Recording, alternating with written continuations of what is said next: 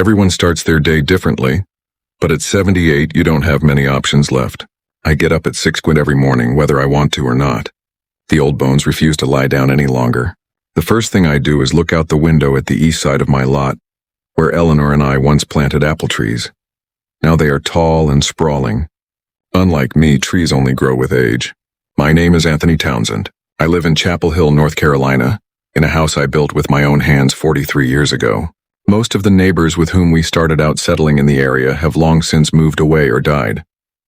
There are young families around me now who say a polite hello when they meet, but try not to linger to talk to the older man. Today is Saturday, which means it's a day to go to the farmer's market. It's only 3 blocks away, and this walk is one of the few pleasures left in my life.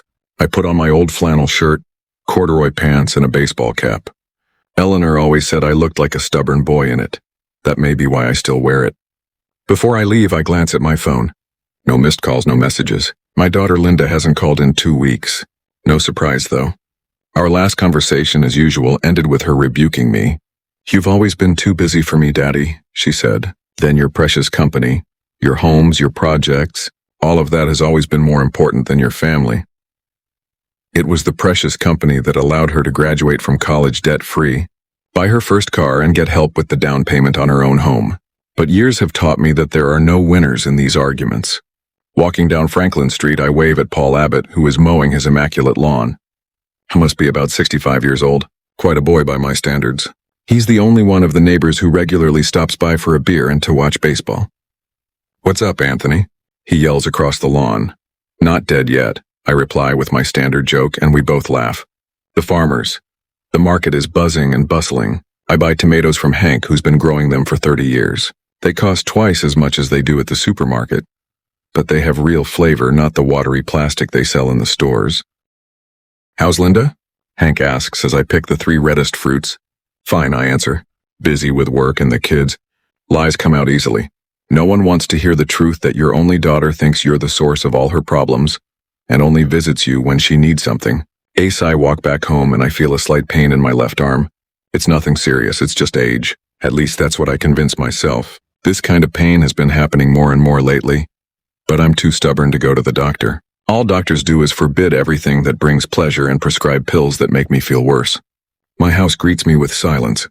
It's 2 stories with 4 bedrooms, too big for a lonely older man, but I can't bring myself to sell it. Every beam, every nail in this house holds my memories. I remember calculating the load on the floors, how I laid out the fireplace from the stones Eleanor, and I collected from the riverbank. I remember Linda learning to walk by holding on to the very railings I'd carved from oak.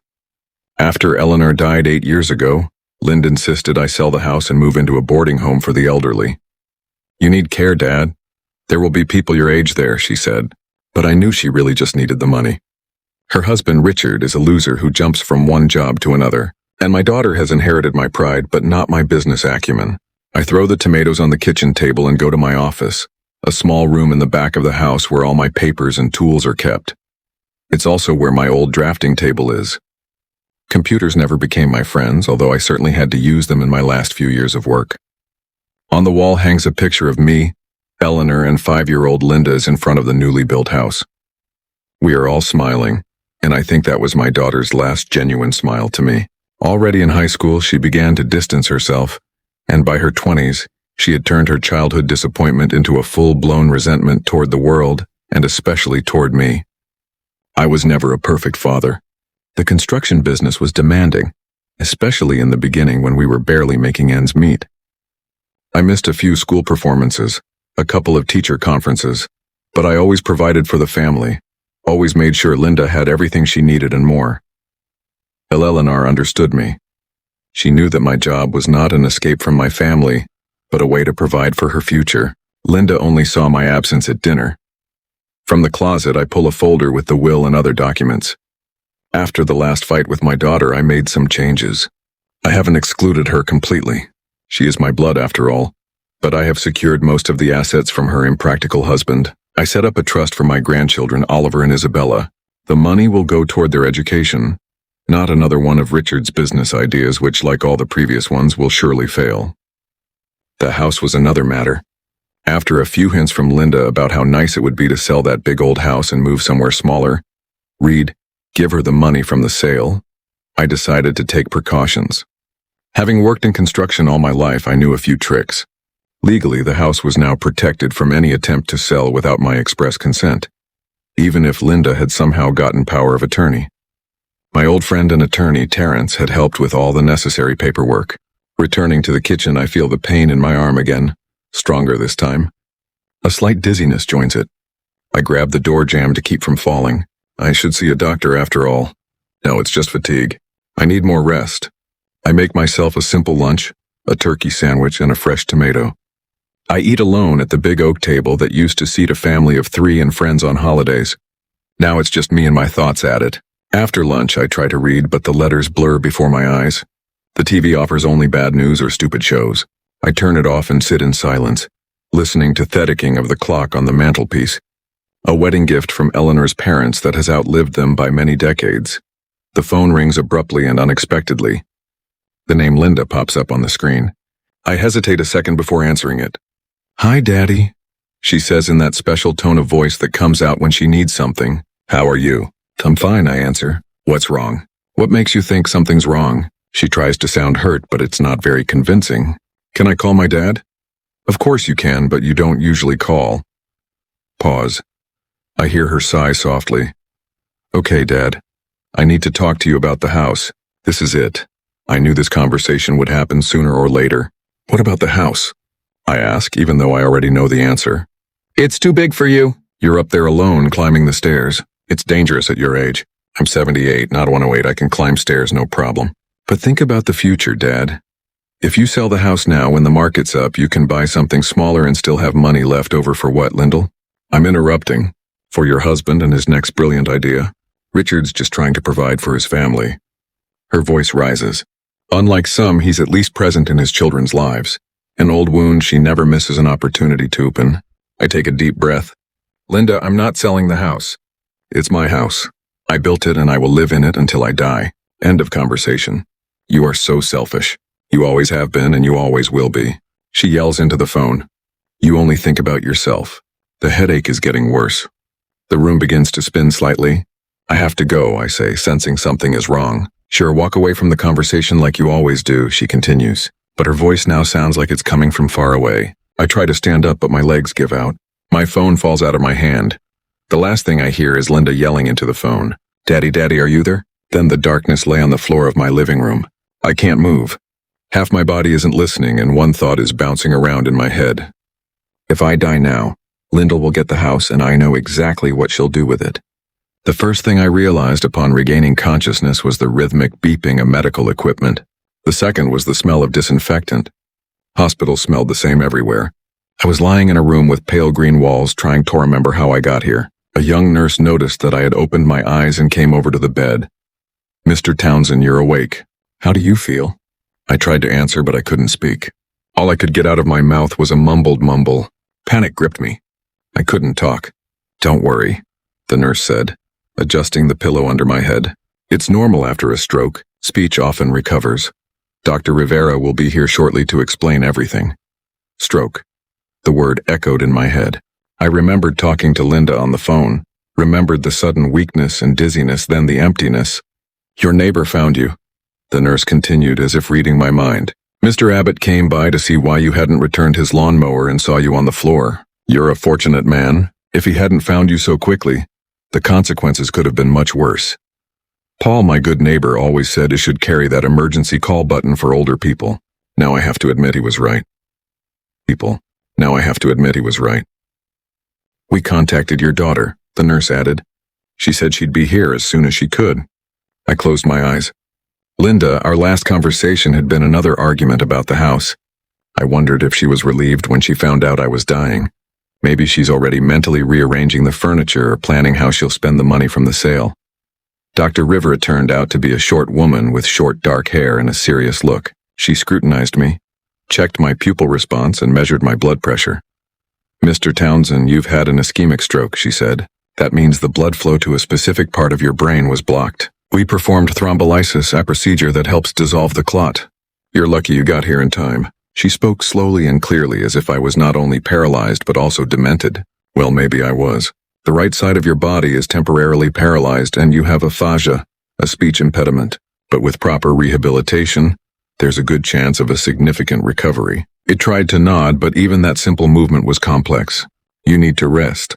While you're in the hospital, we'll start your rehabilitation. Then you'll need to continue it as an outpatient. The doctor left and I was alone with my thoughts in my half-paralyzed body. Through the window I could see a slice of blue sky and the tops of trees. Spring was in full swing. April had always been Eleanor's favorite month. April is when the earth wakes up, she would say, enthusiastically planning what she would plant in the garden. Eleanor. 8 years have passed, and I still talk to her in my mind. What would she say now? Probably would scold me for ignoring the warning signs. She'd always been more attentive to health, hers and mine.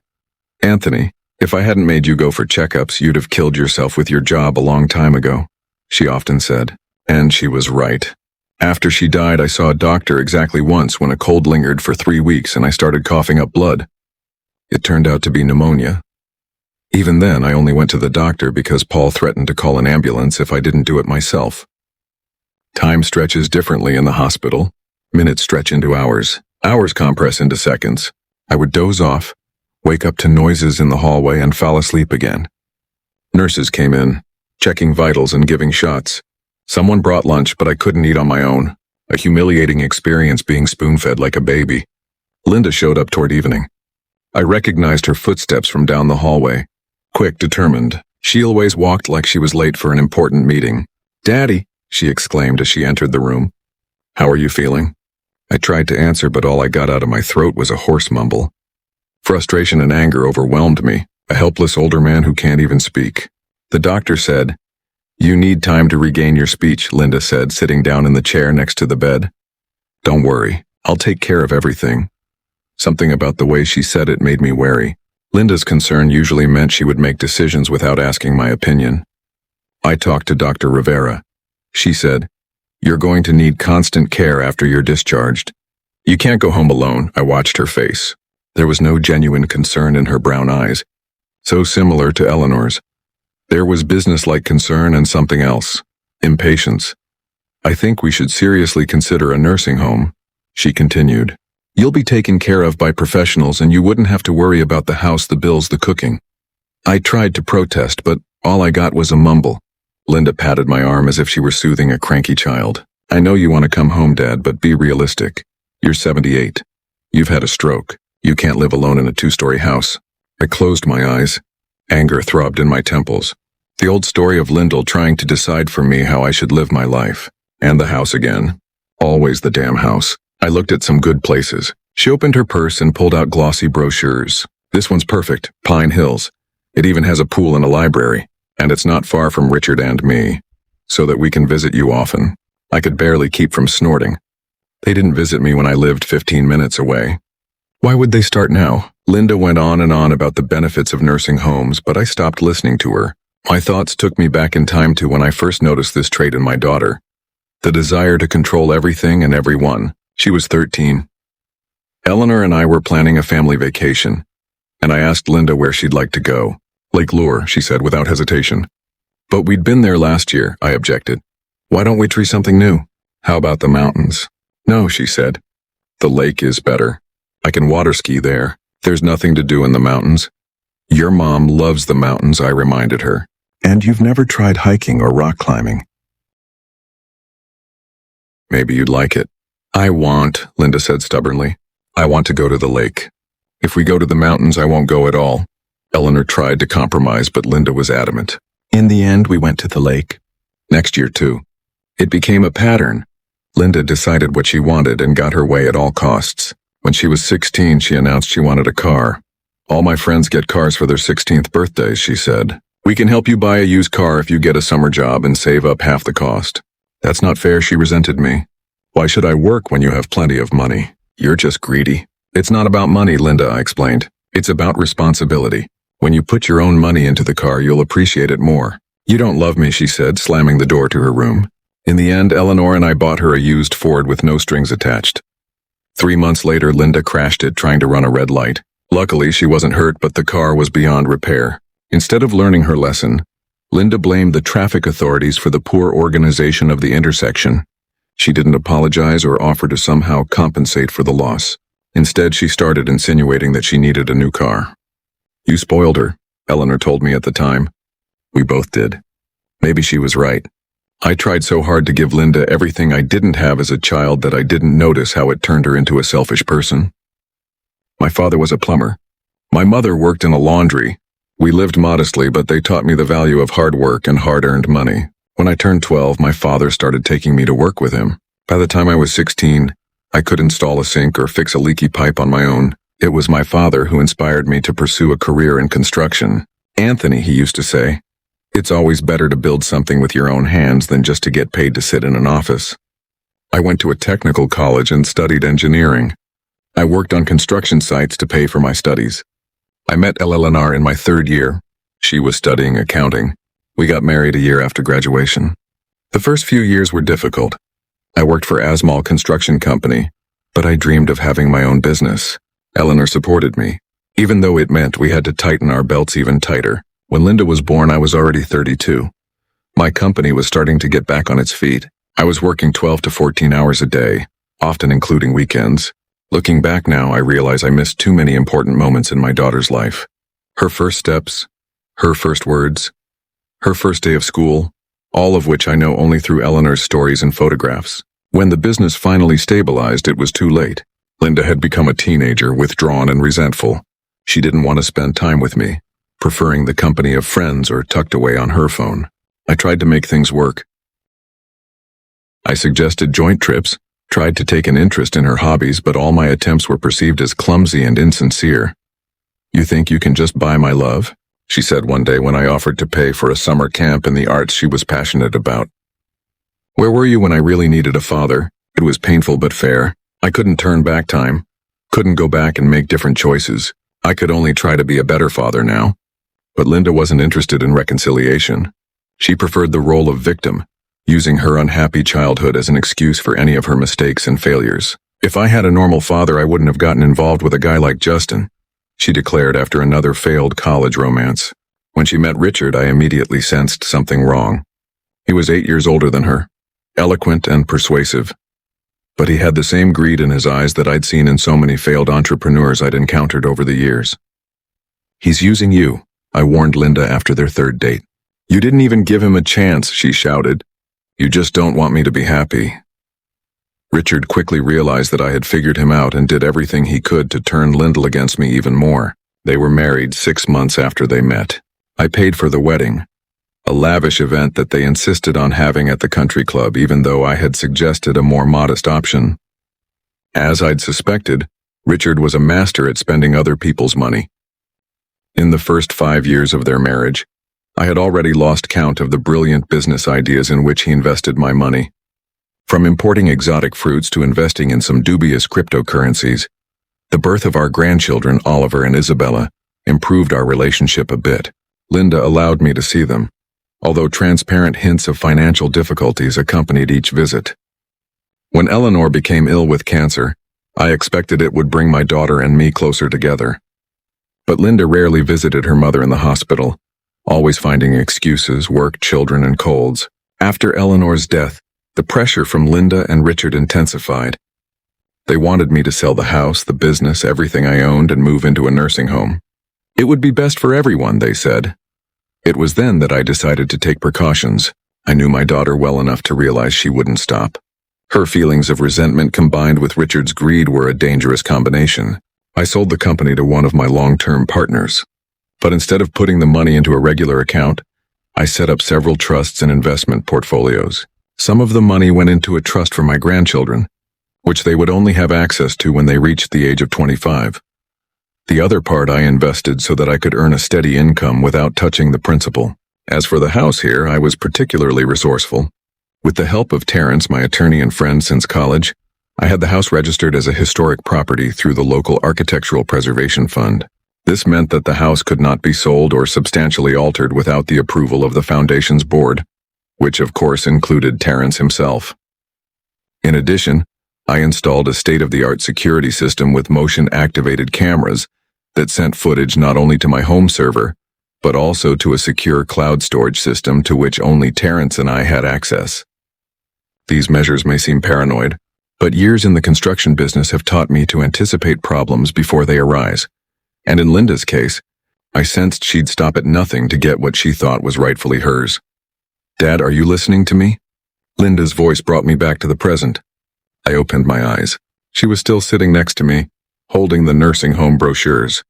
"I know you can't talk right now, but nod if you understand me," she said. I nodded weakly. "Okay, I'll come by tomorrow and we'll continue to discuss options. In the meantime, get some rest."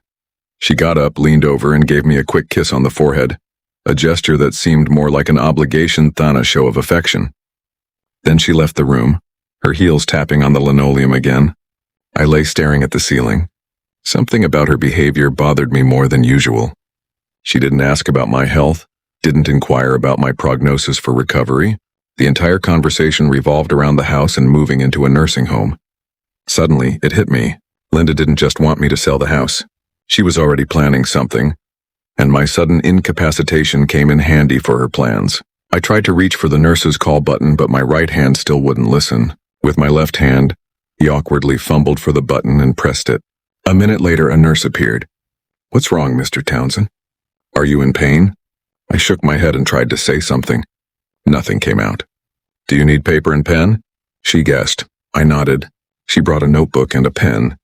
With my left hand clumsily, I scribbled, "Call Terrence Halt," and added a phone number. "Is this a relative of yours?" the nurse asked. I shook my head and wrote, "Lawyer." "Okay, I'll call him tomorrow morning," she said. I shook my head vigorously and wrote, "Now urgent." The nurse looked puzzled but nodded. "Okay, I'll call now, but it's getting late, Mr. Townsend.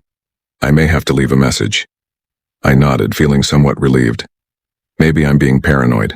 Perhaps Linda really is just concerned for my well-being. But my instinct, which had rarely failed me in all these years, was screaming danger. So I learned to trust my instinct. The third day in the hospital brought marked improvement.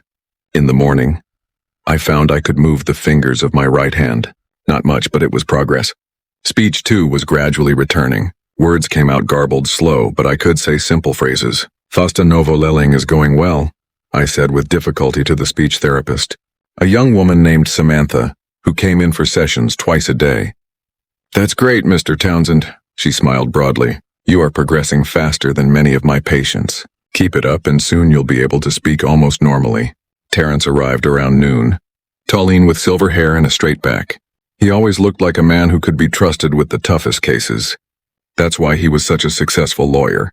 "Anthony, you old fox," he said, sitting down beside the bed. "What have you done this time?" "In stroke," I squeezed out, trying to smile. "Yeah," the nurse said. "You scared me."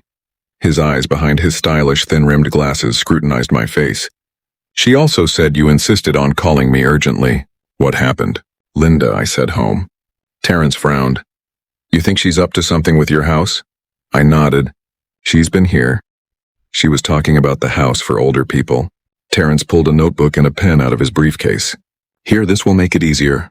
I took the pen with my left hand and clumsily wrote, "Check the house cameras." Terrence nodded. "I'll do it." "Do you want me to look at the security footage?" I nodded. "What about your files? Are they still in the safe in the office?" I nodded again and added, "The key is in the book, Moby Dick." Terrence grinned. "Classic place for a key. Don't worry, I'll check everything. If Lyndall's up to something, we'll be ready." He stayed a little longer talking about nothing. His new car, his grandson going off to college, how his wife had finally retired and was now pestering him about traveling. When he left, I was somewhat relieved. Terrence was not just my lawyer, but one of my few true friends. I knew he would take care of everything. After lunch, the physical therapist came in, an energetic middle-aged woman who'd me do a series of exercises to regain mobility. By evening, I was exhausted and dozed off right after dinner. I awoke to the ringing of my cell phone, which the nurse had left on the nightstand next to my bed. The name Linda popped up on the screen. I took a deep breath and pressed the answer button. "Daddy, is that you?" My daughter's voice sounded unusually excited.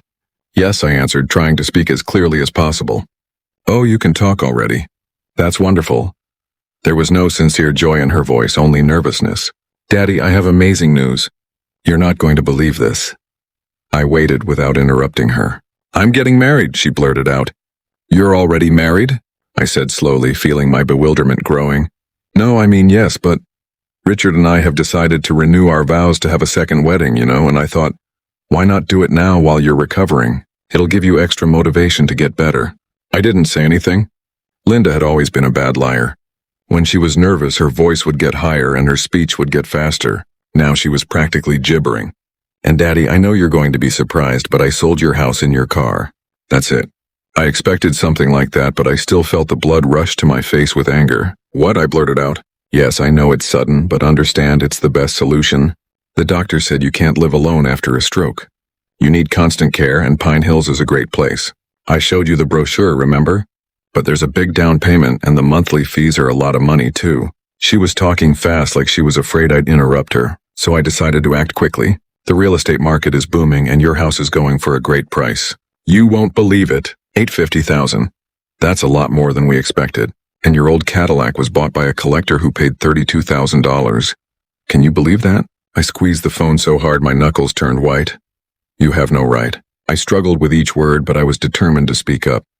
Dad, I know you're upset. Her voice became ingratiating. But this is really the best solution. The money will go to pay for your stay at Pine Hills, and the rest of the funds will be kept in a special account for your extra expenses.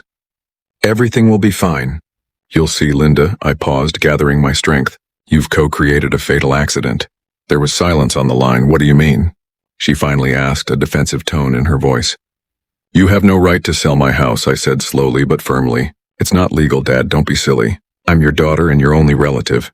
Who else is going to take care of you and your property when you're in this condition? A legal representative. Trust, you've got nothing. Again, the pause is more extended. Dad, listen. Her tone changed, almost threatening. The buyers have already put down a deposit. The contracts are signed. You can't just cancel the whole thing. I can, I said. And I will.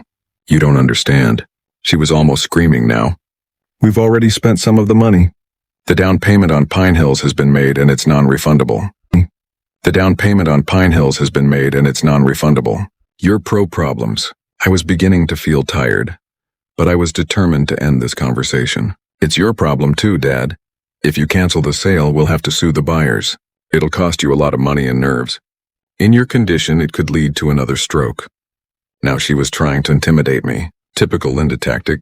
If things don't go well, push guilt or fear. Okay, I said, taking a deep breath. But there's one thing you didn't take into account. What do you mean? There was irritation in her voice. There are hidden cameras in my house, I said slowly. Everything you do is recorded. What? She almost shrieked. My ad cat's already filed a report with the police. Imran's honesty. Wrongful sale of property. There was a deafening silence. I could almost see Linda frantically pondering his situation, trying to find a way out. You're bluffing, she finally said, but her voice shook. There aren't any cameras in your house. There are, I answered confidently. In the anteroom, in the state eater room, in my office, and in the backyard. It was true.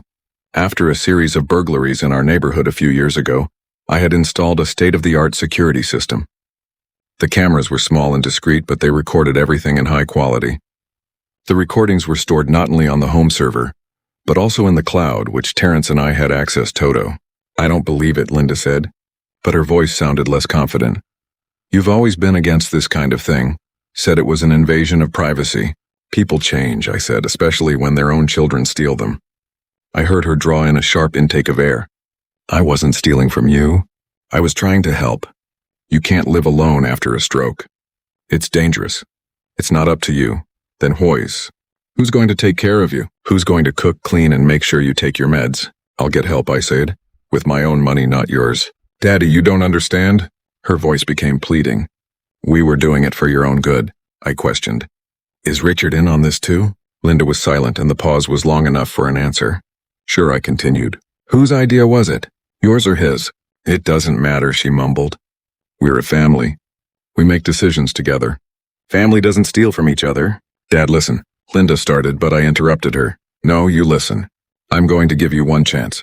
I'll give it back. I want my deposit back. Explain. You made a mistake. That's impossible, she exclaimed. I told you we've already spent some of the money. On what? I asked, even though I already knew the answer. Pause. For the down payment on Pine Hills. Lies, I said. For what exactly? Another long pause. Richard had some debts, she finally said quietly. We used some of the money to pay them off, but it's only temporary. We'll pay it all back as soon as his new business starts turning a profit. I grinned bitterly. Another of Richard's brilliant business ideas. How many have there been already? 10, 15 all failed. What business this time? I asked, not hiding my sarcasm. Importing environmentally friendly building materials from Scandinavia, Linda answered quickly. It's a growing market. Richard Haselready found suppliers and is negotiating with local developers. In a few months, we will triple the amount invested. It's the same old thing, loud promises, minimal knowledge of the market, and a complete lack of experience in his chosen field. Classic Richard. How much did you take? I asked. What? How much money have you spent so far? Linda hesitated. $100,000, she finally admitted. But we'll get it back. I swear, Daddy, $100,000. The money they stole from me by selling my house without my consent. My own daughter. You have 3 days, I said, my anger throbbing in my temples. Get the money back and cancel the sale, or I won't make a report to the police. You won't do that. Her voice sounded less than confident. You wouldn't send your own daughter to prison. Check me, Dad. Think of the grandchildren. What happens to Oliver and Isabella if their mother goes to prison? This is Linda's last weapon. My grandchildren. The only people in this world besides Eleanor that I loved unconditionally were. They'll be better off without a mother to teach them how to fight, I said, though my insides clenched at the thought of what it would do to the children. You monster, Lyndall screamed. You always have been. All my life you've thought only of yourself, of your money, of your precious house. Never about me, never about our family. Old accusations, old grudges. I've heard them 1,000 times. 3 days, I repeated. After that, I'll talk to the lie, Daddy, please. Her voice suddenly became pitiful. We can't get the money back so soon. Give us at least a month. 3 days, I was adamant. And no contact with the QA parts of the house. My advocates are already in touch with them. It was a bluff. I didn't know if Terrence had already talked to the buyers, but Linda didn't need to know that. That's impossible, she exclaimed again. Where are we going to get $100,000 in 3 days? Sell your house, I suggested. Or Richard's car, the one I gave him for Christmas.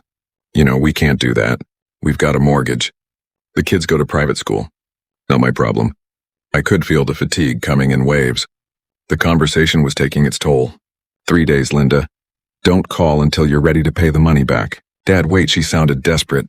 Let's talk about this. There has to be some compromise. Compromise was possible before you sold my house behind my back, I said. It's too late now. But I'm your daughter, she exclaimed.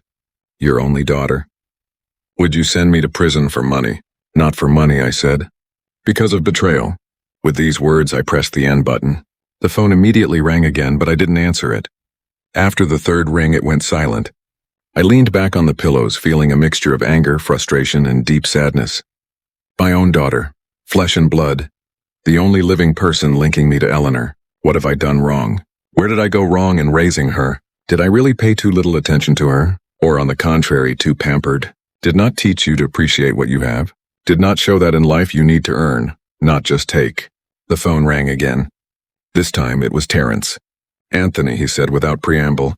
I've been going over the security footage. Linda did bring some people to the house, some potential buyers and a man in a suit. Maybe Ariel Tor or a notary. I know, I said. She called it in.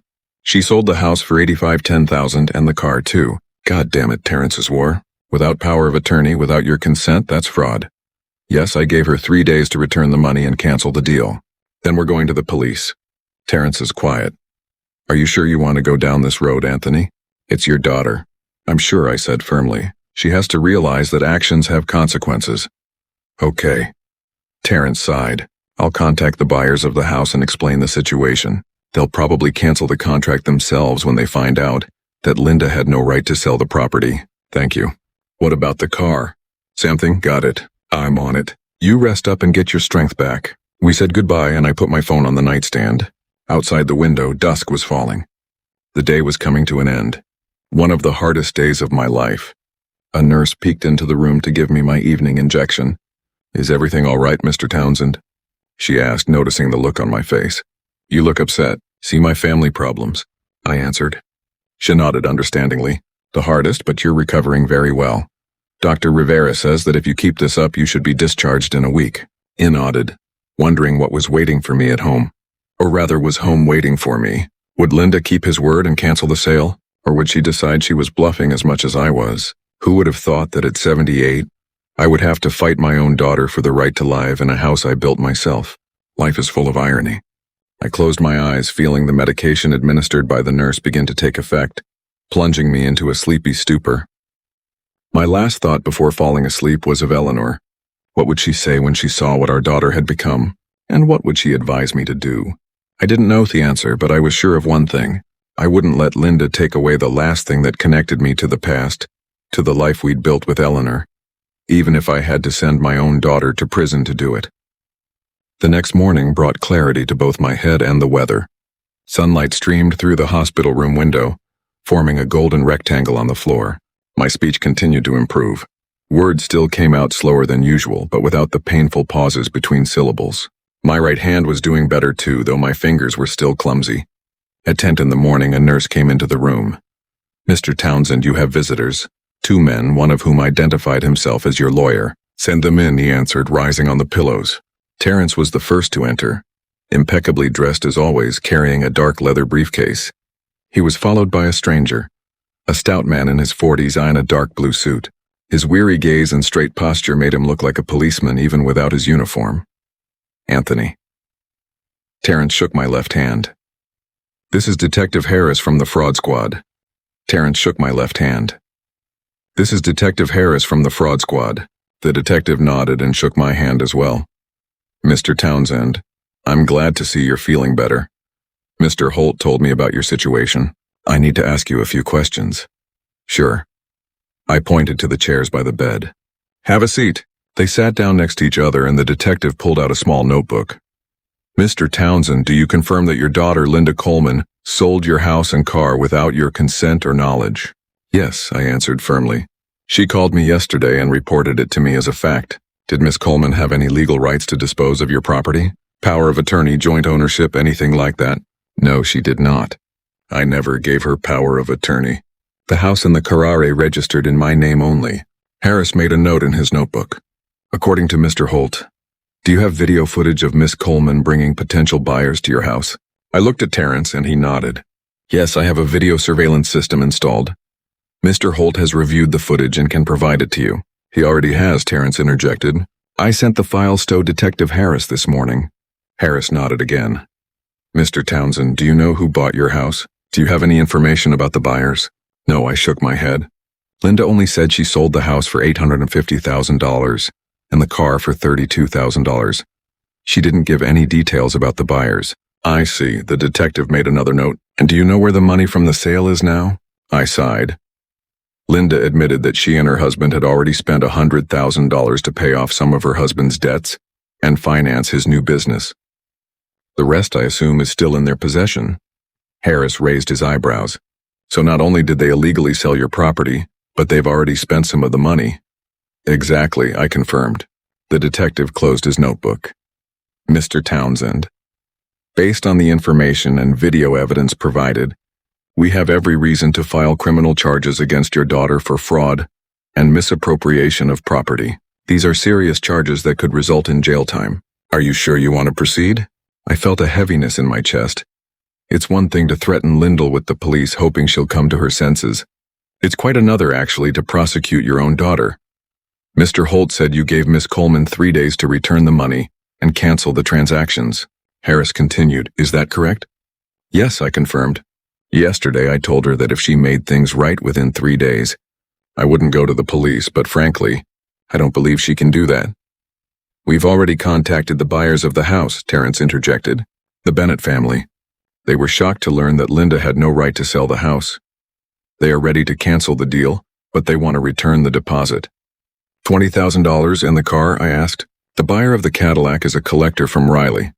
He's also willing to return the vehicle, but he also wants his money back." I nodded. That made sense. "But if Lyndall and Richard had already spent a $100,000 exactly," Terrence looked worried. "They'd have to find that money somewhere to pay back the deposits." Detective Harris closed the notebook and tucked it into the inside pocket of his jacket. "Mr. Townsend, I realize this is a delicate situation given that we're talking about your daughter. So what I propose is this. We'll prepare everything to press charges, but we'll wait 3 days as you and your daughter agreed. If by then she's returned the money and canceled the deals, you can decide not to press charges. If not, we'll proceed. Thank you. I was grateful for that approach, but I want you to know I'm serious about my intentions. If Linda doesn't make things right, I'm prepared to go all the way. I understand. The detective nodded. We'll keep you informed. Feel better, Mr. Townsend. After the detective left, Terrence stayed behind. He looked concerned. Anthony, are you really ready to send Lyndall to prison? I stared out the window for a long time before I answered. You know, Terrence, when Eleanor was dying, she made me promise. Take care of our little girl, she said. All these years I've tried to honor that promise. Gave Lyndall money when she needed it. Helped with the down payment on their house. Paid for the grandchildren's private school.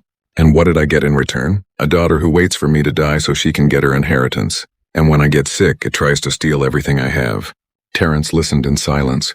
Maybe I was a bad father, I continued. Maybe I worked too much and didn't spend enough time with her as a child. But that doesn't excuse what she did. Sometimes the best thing I can do for her now is to show her that actions have consequences, even if those consequences are painful.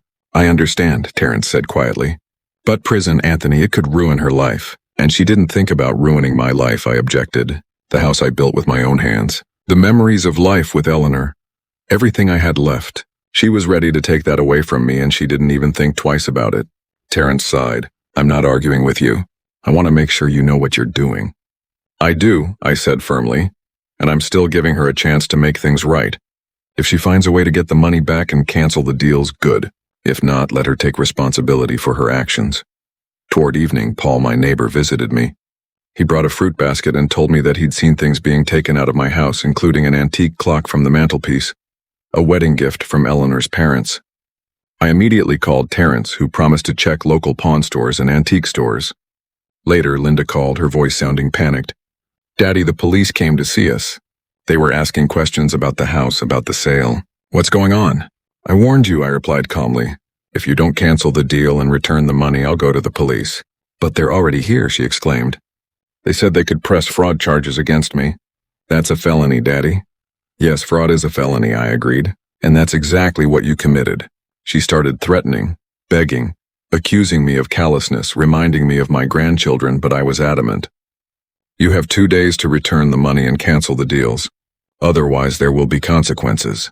Richard called next, trying to find a compromise. He even offered to sell their house to give the money back to the buyers. But when I mentioned the items taken out of the house, especially the watch, he seemed genuinely surprised. I didn't know about that, he mumbled. Linda said she was only going to take some pictures and personal items that belonged to her. The next morning, Terrence came in with news. He'd found my watch in an antique store. Linda had sold it for $8,000. What's more, she'd withdrawn $200,000 from the joint account. Anthony, I don't want to alarm you, but there is a possibility that Linda is planning to escape, Terrence said. That same day, Detective Harris said they launched a formal investigation. Linda was fingerprinted, and photographs were taken for the police file. She was released on her own recognizance. But if she did not return the money and cancel the transactions within a specified time, she would be charged with fraud, theft, and misappropriation of property. That evening, Linda arrived at the hospital, pale with eyes red with tears. Daddy, you can't do this to me, she said, sitting down next to the bed. It would ruin my life. Think of the children. You should have thought of the children before you committed the crime, I replied. I didn't mean to hurt you, her voice shook. I don't know what came over me. Richard said this was a great opportunity, that we could finally get out of debt, that you couldn't live on your own after your stroke anyway, and you decided the best way out was to sell my house behind my back. I shook my head. Linda, you could have just talked to me, asked for help. I would have listened. You never listen, she exclaimed.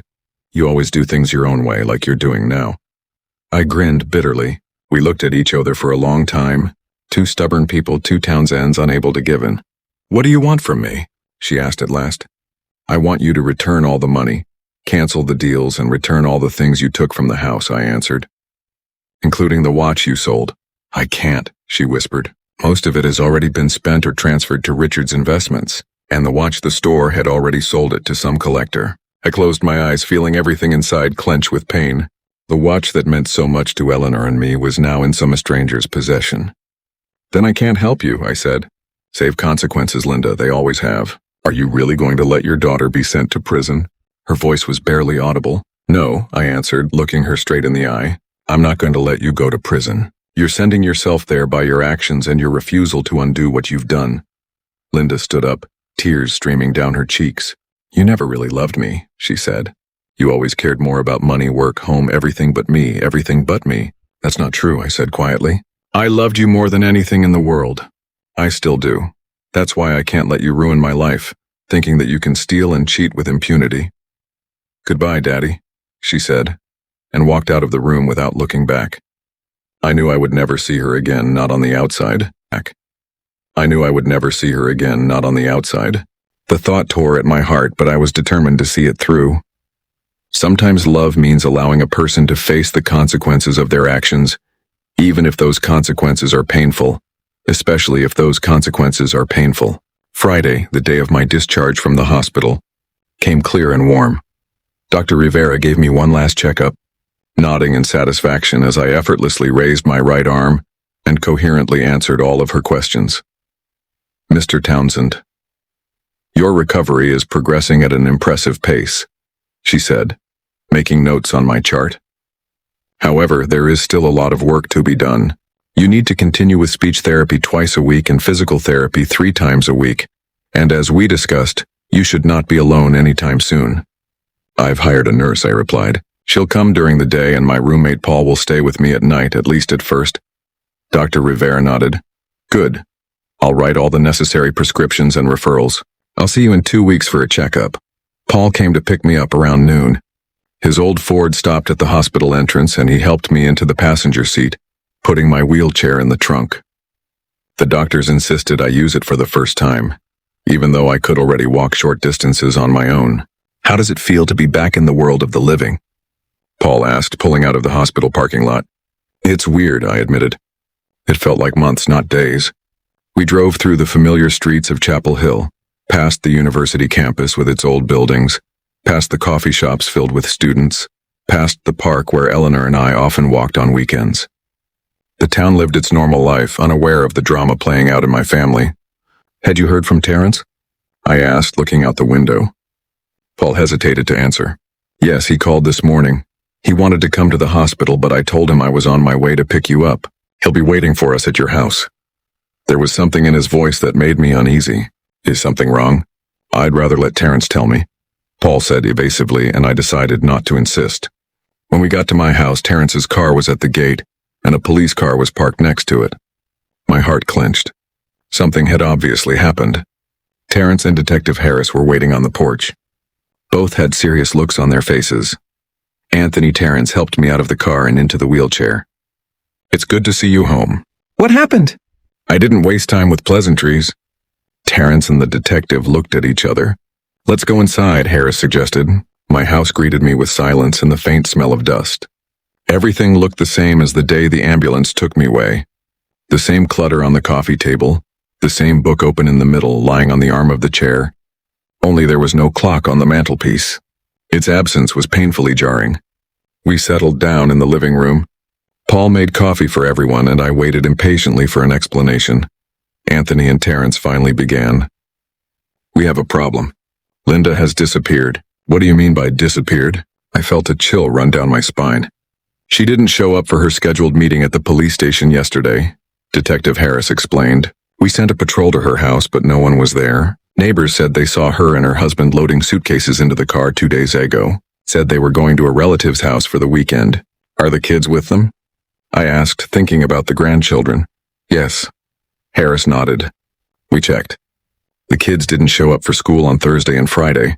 We also found that Linda closed all her bank accounts and withdrew all her money in cash, Terrence added, and sold her car through a free classified website. The buyer confirmed that he'd paid cash. I leaned back in my chair, trying to make sense of what I'd heard. Linda had escaped. With my money, with my grandchildren, probably forever. "We put out an APB on her," Detective Harris said. "But if they've crossed state lines, or worse, country lines, they'll be harder to find." "You think they might have left the country?" I felt panic rising inside. "It's possible," Harris admitted. "We don't have records of airline tickets purchased in their names. But they could have used private carriers or crossed the border into Mexico by car." I closed my eyes, feeling a mixture of anger and deep sadness. Part of me wanted to scream with rage. The other part, the part that was still a father, was worried about Linda and the grandchildren. What now? I asked, opening my eyes. We'll keep looking, Harris assured me. But I have to be honest. If they're well prepared to flee, finding them may be difficult. What about my house, my car? I remembered the immediate problem. The good news is that the deal on the house wasn't finalized. Terrence said, the buyers, the Bennett family, had agreed to drop their claim when they learned of the situation. They lost the deposit, but they realize it's not your fault. I want to meet with them, I said firmly. I want their money back, but Anthony, it's not your responsibility. Terrence objected. Linda was supposed to return the deposit. I know she did, but she ran off with my money. The least I can do is compensate the innocent people affected by her actions. Terrence nodded, realizing it was useless to argue. Good. I'll make an appointment. And the Cadillac? I asked. That's a little more complicated. Terrence admitted the buyer had already resolved it with another collector in California. We could sue, but that would take time. I sighed. The car was dear to me, but that seemed like the least of my problems at the moment. Okay. We'll deal with that later. What about the stuff she took from the house? We were able to get the watch back, Terrence said, and his face broke into its first smile of the day. The antique store had agreed to repurchase it from the collector he'd sold it to. I felt the tension release a little. Thank you, Terrence. That means a lot to him. After Detective Harris left, Terrence stayed behind to discuss next steps. We decided that he would begin the process of legally revoking all powers of attorney and documents that could give Linda any rights to my estate in the future. And I think you should change your will, Terrence suggested. Considering the circumstances, I nodded slowly. The thought of cutting Linda out of the inheritance entirely was painful, but inevitable. Yes, you're right, but I want to leave something for my grandchildren. They're not to blame for their mother's actions. We could set up a trust fund for them, Terrence suggested, with the stipulation that they can only access the funds when they reach a certain age, and appoint an independent trustee unrelated to Linda. Let's do that, I agreed. Paul, who had been sitting quietly in the corner the whole time, finally spoke. Anthony, I realize this isn't the best time, but I have to say something. You are not alone. You have friends who care about you. Me, Terrence, and a lot of others. We're going to help you through this. I looked at the two men, my lawyer and my neighbor, who had become closer than my own daughter. The bitterness of loss mingled with a warm sense of gratitude. Thank you both. I don't know what I would have done without you. The following days were filled with medical procedures, visits to the speech and physical therapists, and conversations with lawyers and the police. My physical condition improved faster than the doctors had predicted, but my emotional wounds were slower to heal. Every evening I sat in my chair looking at the clock back on the mantelpiece and thought about Lyndall, about my grandchildren, about where they were now and whether I would ever see them again. The third day after I returned home, Terrence brought the Bennett family, a young couple with two young daughters. They looked a little tense entering my house, but I tried to create a relaxed atmosphere. Mr. and Mrs. Bennett, I'm very sorry about what happened, I said as we settled into the living room. My daughter acted without my knowledge or consent. We understand, Mr. Townsend, replied James Bennett, a young man of about 35 with an open face. Detective Harris explained the situation to us. We're very sorry you're in this position. We just wanted a lovely home for our girls, his wife Emily added, hugging their youngest daughter. We really liked your house, but we don't want any trouble. I looked at their children, a blonde-haired girl about 8 years old and a baby girl no older than 4. They reminded me of my grandchildren, and my heart clenched with pain. I want to pay you back the deposit, I said, pulling out the checkbook I'd prepared in advance. $120,000. You don't have to suffer because of my daughter's actions. James looked surprised. Mr. Townsend, you don't have to do this. Legally, it's your daughter's responsibility to do this. Legally, it's your daughter's responsibility. I know, I nodded. But it's the right thing to do. And I'll feel better if I make up for what she's done. I wrote a check and handed it to James. He took it with apparent hesitation. I don't know what to say, Mr. Townsend. That's very noble of you. Tell me, are you still looking for a house? I asked, suddenly struck with an idea. Yes, Emily answered. But there aren't many on the market in our price range right now. I exchanged glances with Terrence and he nodded faintly, understanding my train of thought. What if? I paused, thinking about what I was saying. What if I sold you the house for a fair price with all the legal formalities? The Bennetts looked stunned. But we thought you didn't want to sell the house, James said. I didn't want to when Linda tried to make me, I admitted. But now that I look at your family, this house is too big for a lonely older man. There should be children here. Laughter, life. Like when Eleanor was alive and Lyndall was little. Are you sure? Emily asked. But there was hope in her eyes. I'm sure, I nodded. Of course it'll take me a while to find a new place to live and pack. But if you're willing to wait a couple of months, the house is yours. James and Emily looked at each other, silently consulting each other. We'd be delighted, Mr. Townsend, James said at last, but only if you really want us to. I do, I said. And for the first time in a long time, I felt like he was making the right decision. Terence would help with the paperwork, and this time it would be legal. After the Bennett left and Terence looked at me with surprise. Are you sure, Anthony? I thought you'd never want to part with this house. I thought so too, I admitted. But recent events have made me think a lot of things. This house is full of memories, good and bad. It may be time to create new memories in a new place. And where will you move to? I looked out the window thoughtfully. I thought about a little house by the lake. Remember when you and I went fishing there last summer? I like that neighborhood. Quiet, peaceful nature close by. Terence nodded. Good choice. I'll help you find the right one. Over the next month, I slowly recovered physically and rebuilt my life. I met with realtors, looked at house options, and began sorting through my belongings, deciding what to take with me into my new life and what to leave behind. There was no word from Linda. The police continued their search, but there was no sign of her. Terence hired a private investigator who suggested that they might have gone to Mexico, or even farther away to Central or South America.